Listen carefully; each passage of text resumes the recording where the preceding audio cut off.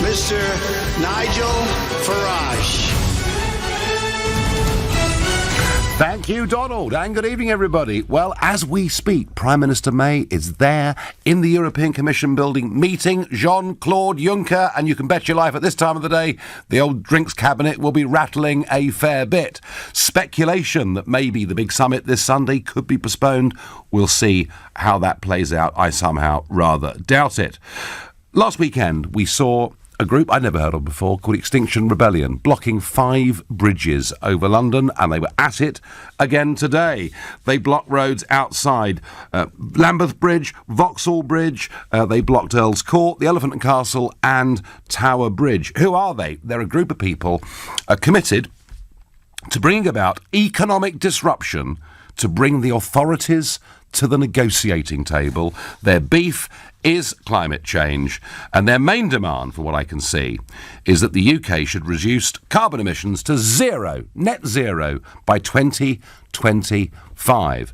This is a new form, virtually, of economic terrorism. They want to bring about economic disruption and stop London. And tonight, I'm asking you, do you think that a group like this, whatever their convictions, whether you support their view or not, is it justified that they protest in this way? And if you think, actually, Nigel, climate change is a really big issue, we could be wiped out as a species, they're right to do this, call 0345 6060 973. Or maybe you think, do you know what, even if they've got a point, this is completely the wrong way to do it. All they would do is alienate public opinion. Text to 84850. And if you were caught up in Saturday's or this morning's protests, how did you feel about the whole thing? Let me know. Use the hashtag Farage and LBC, at LBC, and of course, Facebookers watching us live can comment there too. I have to say, I think the whole thing is outrageous. There is a Highways Act of 1980, which makes it perfectly clear that if a person without lawful authority or excuse in any way willfully obstructs the free passage along a highway, he is guilty of an offence and liable to a fine. And yet, we hear from this morning 0 arrests. I can't quite believe it. Well, somebody who was caught up in these protests at the Elephant and Castle and appeared to be right at the front of the line, and from the pictures I've seen, looked a bit red-faced and a bit hot and bothered, was comedian Jim Davidson. And Jim joins me now. Hi, Jim. Hi, Nigel. You all right? Yeah, I'm all right. Now, you looked a bit hot and bothered earlier, Jim. I was hot and bothered. Well, first of all, it taken me 4 hours to drive from Hampshire, where I'm currently living with current wife, into London to see my accountants to find out that I've paid enough tax to own half of London. And then I get to the Elephant and Castle, and although we're all worried about global warming, and I feel for these people, but when it prevents a man from getting his pie and mash, then that's too much. All hell kicks loose from me. And how did I know, as I'm using my language, South East London language, there's a BBC TV camera poking up my nose. It was my Gordon Brown moment, Nigel. Yes, I have heard some of that footage, and we're not going to repeat it here at a family time. So how long were you stuck there, Jim? Well, I was stuck in the first bit for about 20 minutes. I nearly ran my battery flat, bibbing me Uta, like everyone else was. Yep. And then we moved forward, and they said, there's these protesters. Now, we moved forward, and as soon as I get to where I was, thinking, any minute, 2 pie and mash, liquor at Manzi's, out came these funny people, like the Corbyn fan club, with a banner, all spelt wrong. And this woman said, it said, we wong keep you long. I thought, well, what language is that? I don't quite get that. And so 7 minutes I was there. Now, that might not be long with regards to global warming, but I could see someone eating the last pie. That was my problem. Did you get there? Yeah, double pie and mash, and to find out I'm all over Twitter and everywhere for shouting at people.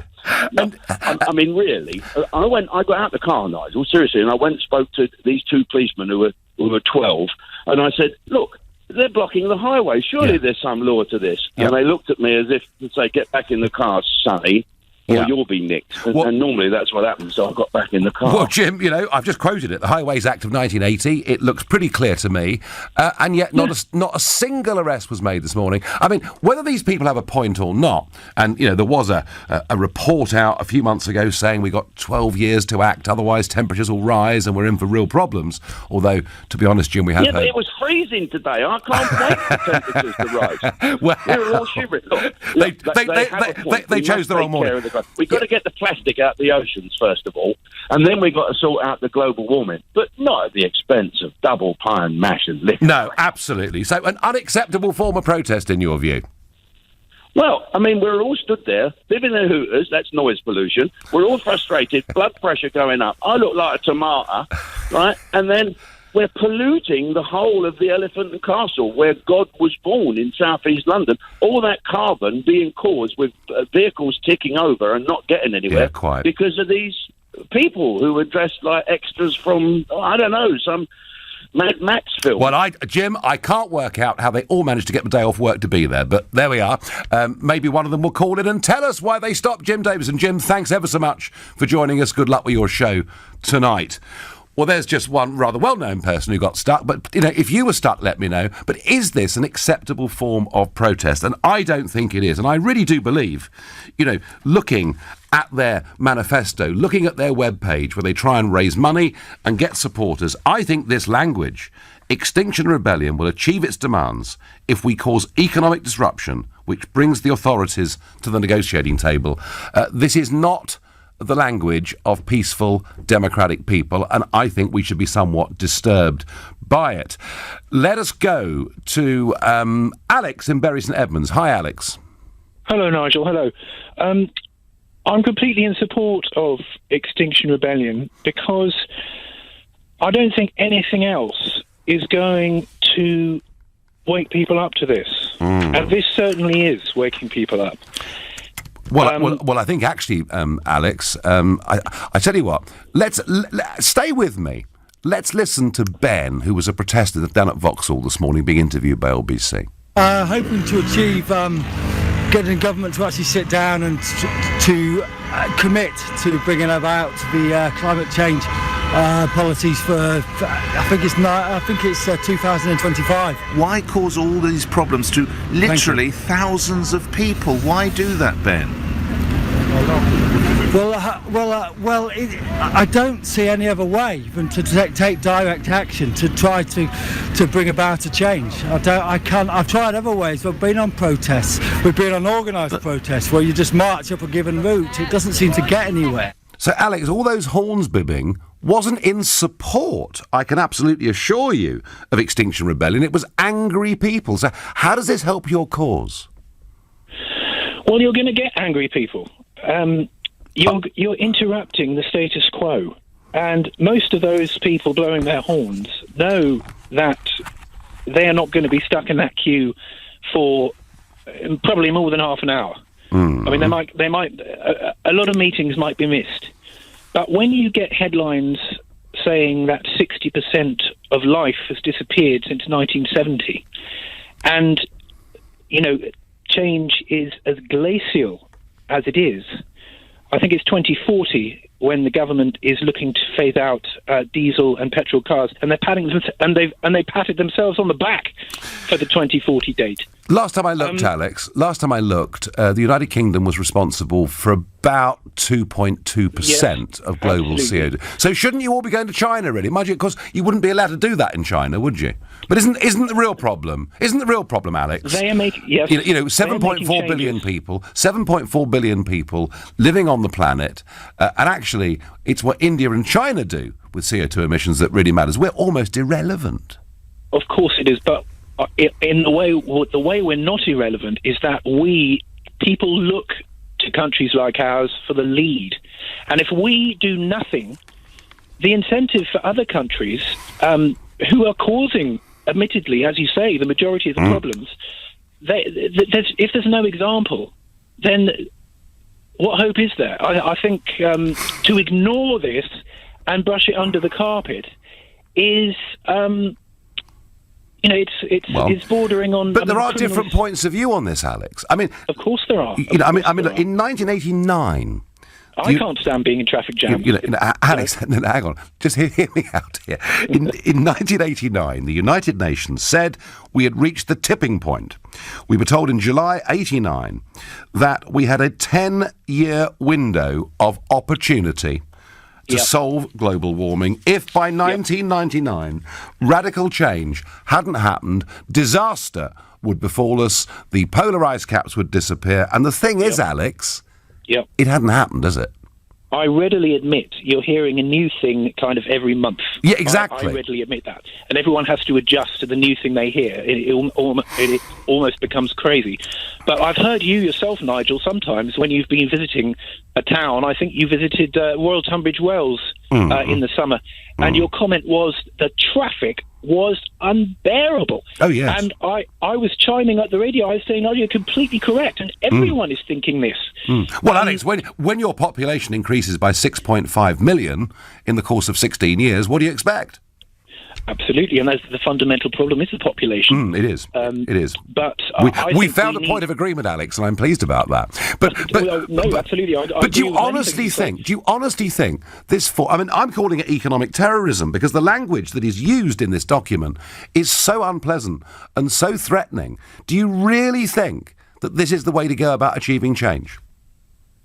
Yes, I do. I have to say, I'm completely against, violent terrorism, but I think this is something that I think it's an absolutely critical issue that goes above most things, and it's just not our habit, especially politicians and the powers that be's habit, to talk about it. But it has to be because I think our quality of life. I think Jeremy Vine recently said. He cycles from Channel 5 to Radio 2, BBC 2 every morning. And he says London is just a sewer of cars. Well, Alex, look, traffic is a massive problem. I agree with that. But hey, pollution, global pollution, traffic is but one factor. Of course, it's the generation of electricity that actually is the biggest cause of CO2 in this country. Alex, we disagree, but we did it in a very civil way. I thank you for your call. 0 arrests I get by text confirms the points you made yesterday, Nigel. The police are not on our side, from Peter. And I think Jim Davison was absolutely befuddled that the police were just standing there. You see, Extinction Rebellion say that their tactics are swarming. So on their advice, you swarm onto a street, and when the police arrive, you just merge back into the general public and then regroup. But here it was happening at the Elephant and Castle in full view of the police, and nothing happened despite the 1980 Highways Act. And if this is not nipped in the bud, goodness knows where it's going to go. We just don't do things this way I was going to say democratic country. I'm a bit worried about our democracy too these days, but this is not the way to achieve change. You're listening to the Nigel Farage Show here on LBC. It's now 6:15. Jean-Claude Juncker and Theresa May have now been in their meeting for approaching 2 hours. If anything breaks from that, you will be the first to know.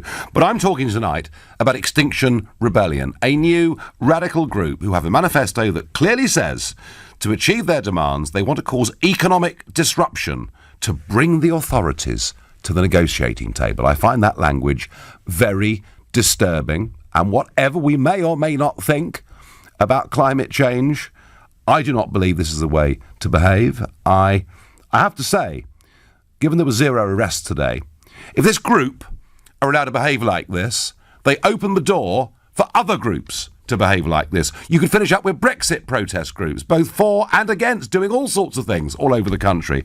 This is a matter of policing now, I think, as much as anything else. That's my feeling on it. I don't believe their actions are justified in any way at all. Let me know what you think. 0345 60 60 973. Alice is a new caller from Wandsworth. Welcome, Alice. Hi, Nigel. I just like to say that I 100% fully support Extinction Rebellion. I would willingly be arrested for this cause. A friend of mine, Luke, brought my attention to this, and I've heard about George Monbiot, I think that's how you pronounce his name, being involved. And so I wrote a poem called Future Karma about the situation. It's been going on for about 40 to 50 years. No one's listening. Wake up. 40 to 50 years? Are you telling me that there's only been a problem? Charles has been banging on about this. I know, and he's been talking about this for decades. Yes, and he's been wrong several times in his predictions, hasn't he?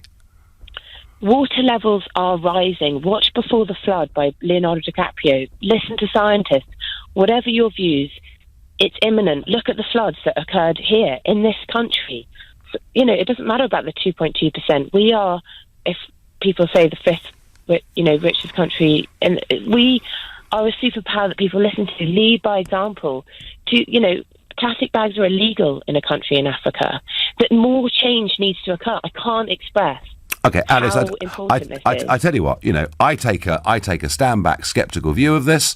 I've always been worried about pollution. I did once vote for the Green Party myself. I'm not utterly convinced that CO2 is the real evil that it's painted out to be. There are many other concerns I've got. But aside from that, Alice, you clearly feel this is true, it's happening, and we've got to act. And I respect that opinion. Can I just say something really quickly? The Malibu fires. If your house had just burnt down due to climate change, or your house had just been flooded due to climate change, you would wake up and you would be like, hang on a sec, this is serious. Alice, you because cannot. It hasn't affected Alice, you personally. Alice, you cannot you're say. Like going into work and it's all okay. You cannot say that one standalone disastrous event is directly a result. It's linked, Nigel. Well, it's yes, linked. but we've had disastrous weather events going on for many hundreds of thousands of years. No, Alice, let me move to a different point. And this is the really important. And we could debate CO2 for an hour, but I'm not. What I'm talking about, because I do think this is relevant, given that actually passions in this country are running high on other issues too. And here's my concern, Alice. My concern is if Extinction Rebellion are allowed to willfully break the Highways Act of 1990 without being stopped and arrested by the police, as I believe they should be. Arrest me. Then I think you'll see all sorts of other people effectively taking the law into their own hands. Look, people don't want to be civilly unrest. I'm a very peaceful person. I haven't joined the protest because I am peaceful. But people good. aren't I'm pleased to hear Do you that. think, I jump on a horse, jump on a bike, walk. We need, Prince Charles has talked about solutions, and not only Prince Charles, Leonardo DiCaprio. I can name George Monbiot. The list is endless. To David Attenborough. People are talking about it. We need to wake up as a country. We need to. Brexit isn't the only problem at the moment. But Alice, the point is this: the things that Extinction Rebellion are talking about. They're saying the government must tell the truth. We need to have a bigger debate. I mean, as we speak, Sir David Attenborough is heading off to a big United Nations meeting. It's not as if we're not having a debate. But let me I tell you what, Alice, stay with me a minute. Okay. Have a listen to the co-founder of Extinction Rebellion, Roger Hallam, speaking to Nick Ferrari on Tuesday morning this week. And he kept on telling Nick about the problems, but didn't appear to have any solutions. We want to raise the issue. No, I've got that. No, we're all aware of that. That's why we're shutting bridges. That's raised. You've got it. We're there. No, don't worry. It's raised. Hello, it's raised. There it is, high and mighty and raised. Now we need the solution. I don't think that's the issue at the moment. I don't think. So you just want to disrupt. You and your colleagues just want to disrupt traffic, make it very difficult for Londoners to possibly go about their business, visit people, go and see people in hospital, go and do some early Christmas shopping, whatever they want to do. That's great. Because you want to raise the point, and then when they cried in frustration, well, what do you want us to do? You say, I don't know. I've got no ideas, really. I just want to stop you getting across a bridge. How puerile you and your colleagues are. If you won't allow me to talk to your go ahead. Give me a solution. Give me a solution. Then, no, I'm going to put the phone down because you've interrupted me about 10 times. And because you haven't got a clue. I'll put the phone down ahead of you, beating you. Bad luck. Alice, all right, that was a full-on aggressive interview between Nick Ferrari and Roger Hallam, the co-founder of... But here's the point. Here's the point. Yeah, I'm listening. Do Extinction Rebellion have any sensible suggestions to make, or are they just going to, in a sort of anarchistic way, attempt to terrorise, people working in London? I think that's a brilliant point, and actually, I think that's a brilliant point because people do need to get to work on time. The economy does need to run, and people do need to get to their pie and mash if need be, or vegan meals, whatever it is. But the solutions are actually there. There are solutions, and there are ways that the people over aforementioned have been talking about. But why, Alice, do these people, Extinction Rebellion, not seem to offer any? Because they feel that the government and people in general aren't listening. They're not waking up. They're not realising how urgent. I'm not saying green. I'm not saying amber. I'm saying red light. It's urgent. It's imminent. All right. Well, I think, Alice, what they'll do with this is turn people off. Alice, thank you for your call. Thanks for the chat. I've got to move on. I'm in support of the protests I get. We have to listen to the issue and change. Well, I tell you what, if you think... I mean, let's just close Parliament down. Let's do the whole thing by violent protest. And, that almost is the logic of this argument. It doesn't make sense, folks. Let's go to Daniel, a new caller from Hendon. Hi, Daniel. Good evening, Nigel. Lovely to talk to you. Good to talk to you. I just wanted to say, I agree totally with what you said. Oh, thank goodness for that. I thought I was on my own here. Do you really think this would be allowed in any other European country? Well, absolutely not. Well, Daniel, you saw actually, what happened on France on Saturday. I was watching the pictures on French TV. Yeah. The French police took no prisoners, as it were. Yeah. They did not allow roads to be shut. And what do we get here with the English police? They just sit by and just stand by and let people do whatever they want. And do you know what the other event was this week? Our fantastic mayor got rid of the water cannons, which would have been absolutely ideal. Well, now I tell you what, Daniel. It was really cold this morning with a good easterly wind blowing. Yeah. A burst of the water cannons, they wouldn't have been there long, would they? They would have been gone in 10 seconds, Nigel. Absolutely. Yeah. And I can assure you, this is going to cost lives. Ambulances are not going to get to their destinations. Fire engines are not going to get to fires. Yeah. It is an absolute disgrace. And the police have got to crack down, otherwise this will get completely out of control. But Daniel, I had Alice on the phone a moment ago who struck me as being a very sincere person who sort of supported the aims of Extinction Rebellion, but the more she heard about it, the less she liked the organisation. But you see, there are people out there, Daniel, like Alice, who think this is a red flashing emergency that we face. But as you say, we've been talking about this for years. I mean, climate change, well, we can all, debate that. It's a science. It's, people have some views on it one way, one views of the other. She mentioned the American fires. That is more to do with building properties in woodlands. Oh, and forests. And forests, absolutely. And there are some forest management issues there too, I think. Correct, as Donald has pointed out. Yeah. Daniel, thanks very much indeed for your call. Well, Daniel, taking the other view, the water cannons shouldn't have been sold, they should have been used. I have to say, whatever methods we use, if the police and the authorities allow these people to continue like this, it is, forget your red lights, a green light to every protest group in the country. Forget democracy. You don't need to do that. Go out and bring your town or city to a standstill. The police won't arrest you. It'll all be fine. And then you can start to negotiate. This is not the way forwards, folks. It really isn't. You're listening to the Nigel Farage Show here on LBC. It's 6:30 and the extremist climate group Extinction Rebellion were back on the streets of London today, having blocked bridges over the course of the weekend. Their aims are very clear. They want to cause economic disruption to bring the authorities to the negotiating table, and they've even got ideas of actually setting up their own parliaments. They want to set up a National Citizens' Assembly to oversee the changes that are needed as part of creating a democracy fit for purpose. Goodness knows how these people get appointed. I don't see the word elected mentioned absolutely anywhere. Anyway, they're a very, very extreme group, and I'm asking you whether you think their behaviour is justified, because I certainly don't. And meanwhile, the Brexit drama plays out. No news yet from the meeting between Mrs May and Mr Juncker. They'll be downwind of a couple by now, I would have thought, knowing Mr Juncker. And interesting, the 585-page withdrawal agreement will barely be discussed tonight because Mrs May is happy with it. Mr Barnier said this week that us staying in the customs union wasn't his suggestion, it was the Prime Minister's suggestion. And yet she's the one that told us again and again and again we are leaving the customs union, including in her own manifesto. And then she later on said this was the deal she'd always wanted. Has she been lying to us from day one? Has this whole thing been a great Brexit deception? I don't like to think so, but it is beginning to look a little bit like that. Oh, and she's also said the great thing about the document is that we will be ending free movement. Well, if you go through the document, there are half a dozen mentions of free movement, but only the existing rules that stay in place for the entire transition period, which of course could be unlimited because she signed up to the concept we can't leave it without their agreement. There isn't one word about taking back control of our borders or ending free movement in this withdrawal agreement, and yet that's the impression she's tried to give the country. I repeat, she's the most duplicitous Prime Minister I've seen in my lifetime. Now, of course, they'll say, yeah, but Nigel, we'll sort all that out with the deal we'll negotiate over the course of the next few years.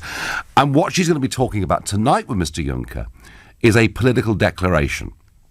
It'll be 10, 20 pages long, something like that by the time they finish on Sunday.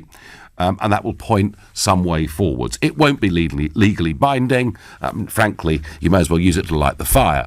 But that's what the negotiation tonight's about. And the Spanish are kicking up over Gibraltar, and the French are kicking up over fish. Well, after all, if you had 90% of the Western Channel haddock quota and the Brits only had 10, you wouldn't want to give too much of that away, now would you? But don't worry, Theresa won't fight too hard on fisheries or on anything else. But this idea, as I say, that free movement is going to end, that she's been parroting all week, absolutely double-check that document today. It simply isn't true, which makes me pretty angry.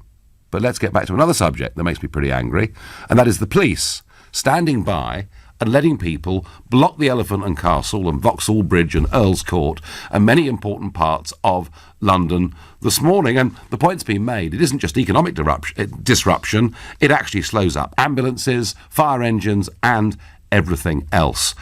Is their action justified? I don't think so. What does Pete, a new caller in Exeter, think? Good evening, Pete.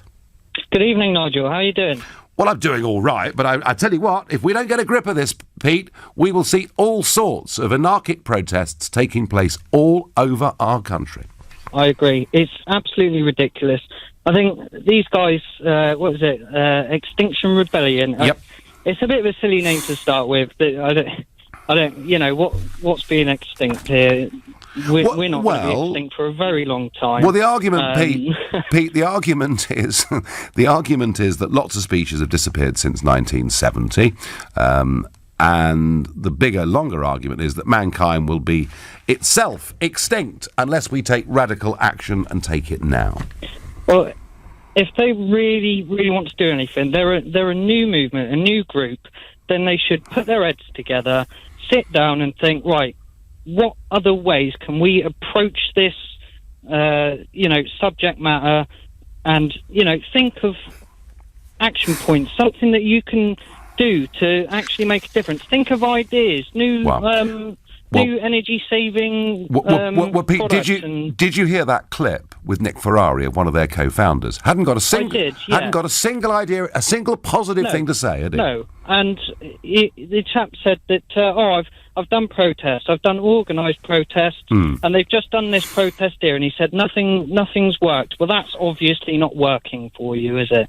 It causes all this disruption, and it doesn't just affect, the main people, the main areas of London, because you have deliveries and things like that from outside of that city, and, customers get upset and things like that. It has a much wider... a much broader spectrum of effects on people's lives and things like that. I can't work out, Pete. I mean, how did they all get the day off work to go out and protest? Yeah, I wish I could, mate. It would be lovely to, but I guess I would have stayed in because it's freezing out there.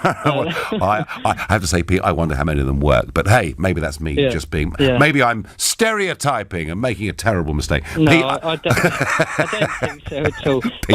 I just wanted to touch on the police side of it as well, because as everybody knows, there's been a huge amount of crime in London, especially with the stabbings, and the police are struggling to gain control of that. If they cannot control a small group of protesters blocking the street, then something seriously needs to be done there. There's either training that needs to be done to ensure that they did on Saturday. On Saturday, they arrested 84 people, but today, Pete, they arrested no one, and that's a very bad signal. Pete, I'm going to love you and leave you. Thank you. And, of course, the idea is that we've all got to wake up to what's going on, and Chris on Facebook says, who isn't aware, ? It's been shouted at us for years, and it has. Ever since the late 1980s, this has been shouted at us. And we actually reached a total consensus in British politics where, the Labour, Lib Dems and Conservatives were all putting climate change very high up in their manifestos in terms of what they would do. It isn't as if we haven't noticed. And Jan says, I'm afraid we can't go back to caveman days. Life is what it is now. We cannot go backwards. Impossible. No, Jan, but we can cut emissions and we can cut pollution, and there are great things that we can do if we're prepared to do it. And technology, of course, is one of those solutions. Beth is a new caller from Ealing. Beth, good evening. Good evening. I had a point I wanted to make, and then I had a question for you. Make your point then, Beth. So the point is what you mentioned earlier about China being a massive emitter. And the point I wanted to make was actually that we have outsourced a lot of our carbon emissions to them by the amount of goods that they produce that then get shipped here. So I think, I don't know the proportion, but an amount of their emissions are actually things that we're benefiting from. So that was the first point I wanted to make. Beth, it's a very good point. I remember a handful of years ago when the steel plant in Redcar closed, and that was very sad for that town and a couple of thousand jobs lost. But it was good in one way for the government because it showed that we actually were reducing our CO2 emissions. And what happened was that steel then got manufactured in India under lower environmental standards and then shipped back to this country. So the net effect of it actually was more CO2. So when you hear arguments about things being made locally and not shipped all over the world, in terms of CO2, it does have some validity. And you wanted to ask me a question. I did. I was interested to know if climate change, I don't know if you agree with this, but in my view, climate change is exponentially more important than Brexit. And the impression I've got from you in the past is that you, I don't know if you would support it, but you'd certainly anticipate there would be incredible amounts of violence, protest, etc., if, say, Brexit was stopped. No, I've actually... no,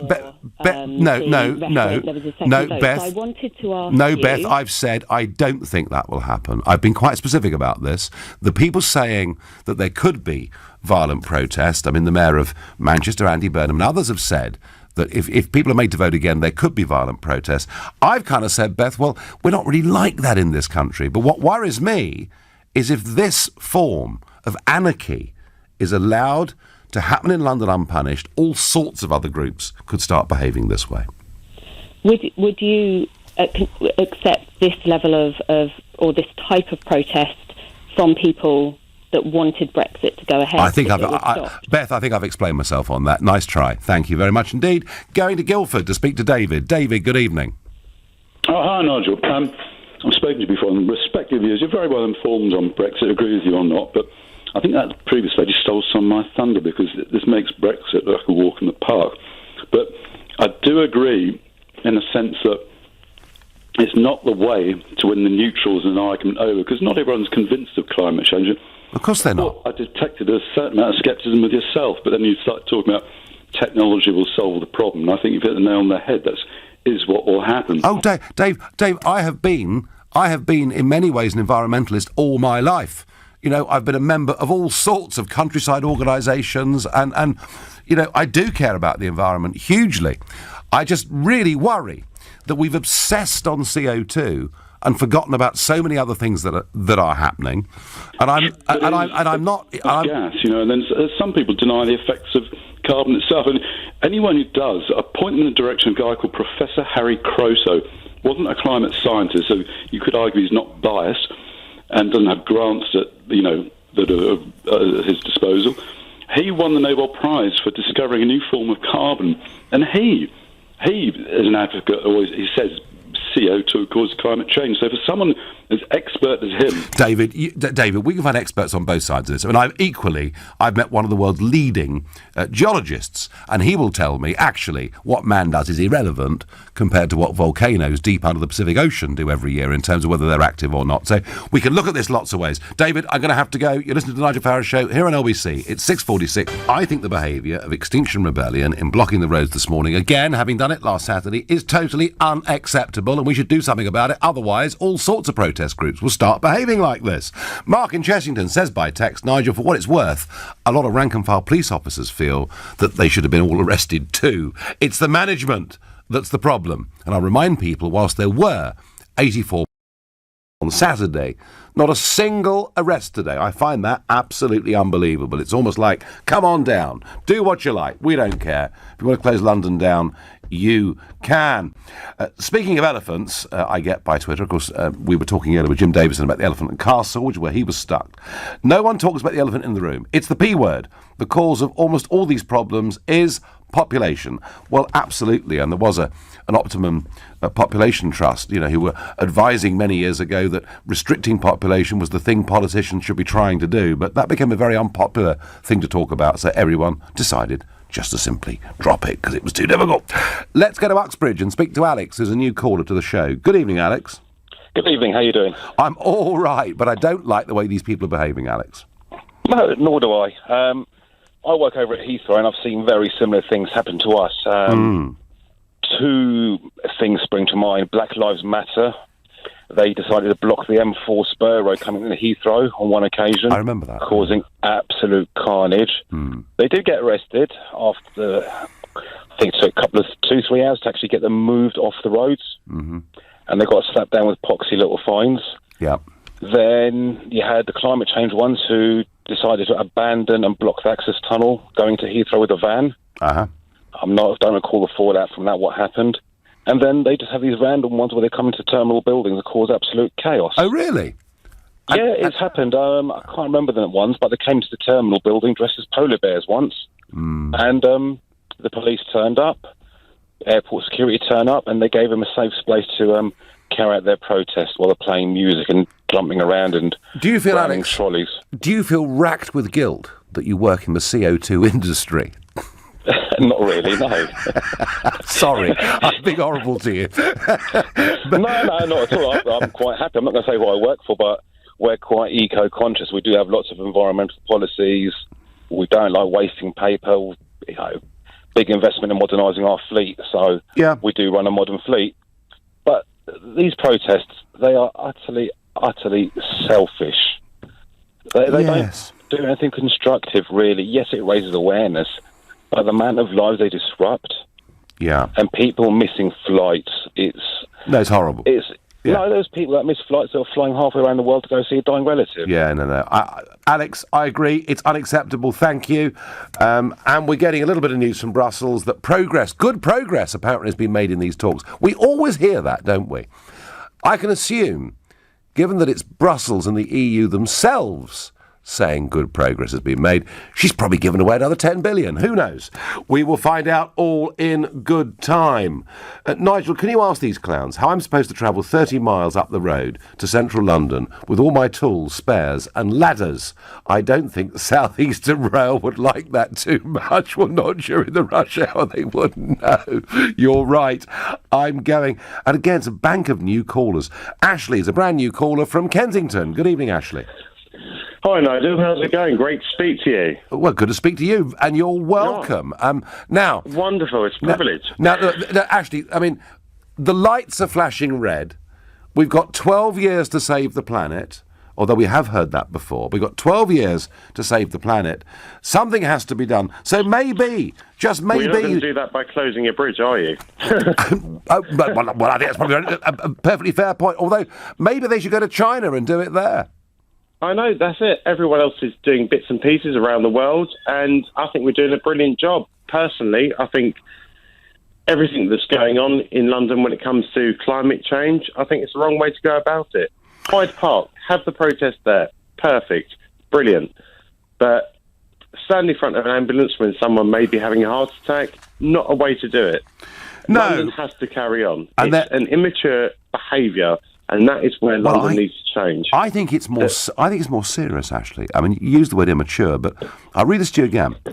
Extinction Rebellion will achieve its demands if we cause economic disruption, which brings the authorities to the negotiating table. I mean, this is more like the language of terrorists.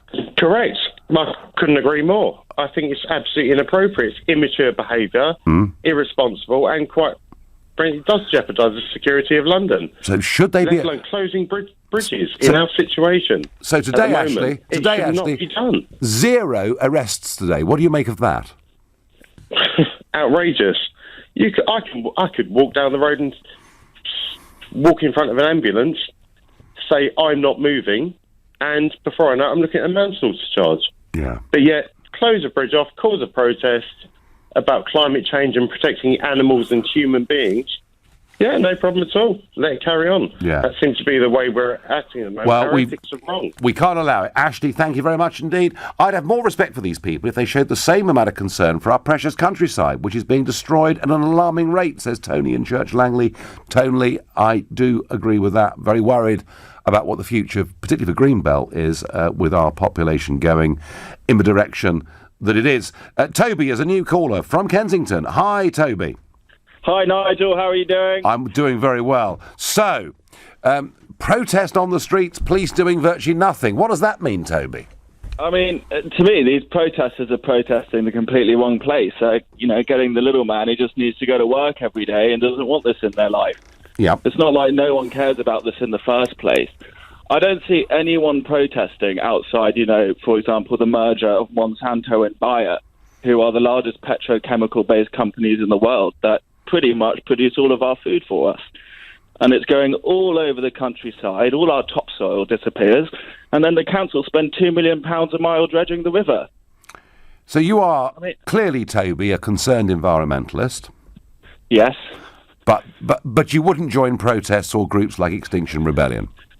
No, absolutely not. I think they're wasting people's time, wasting their own time and drawing attention away from the real matters where it's needed. OK, Toby, thank you. Time for one last caller, Steve from Surbiton. Good evening, Steve. Good evening, Nigel. I absolutely fully support their right to protest, freedom of speech. It is the law of the land. However, with rights come responsibilities. If you want to be free to protest, well, I want to be free to go about my business. So, and I accept that with that freedom, if my rights to go where I want and do what I want interfere with your rights, I'm at fault. Because we've all got rights to freedom. That's why there is certain limitations. Rights go in both directions. Steve? Exactly, yeah. So if they're going to impede my right to go about my lawful business, that's exactly where the police are oath sworn to step in and act in our interest. Steve, I couldn't agree more. It's a good point to end on. It's one that I agree with. The Highways Act 1980 is clear. What are we doing? If we allow these people to behave like this, there'll be all sorts of protest groups. It will be anarchy. We've got to do something about it. You've been listening to the Nigel Farage Show. I'll be back tomorrow at 6, at 10 tonight. It's Tom Swarbrick, but up next, it's Ian Dale. What a pity Sadiq Khan has sold those water cannon, Nigel. Well, and it was really cold as well, wasn't it? So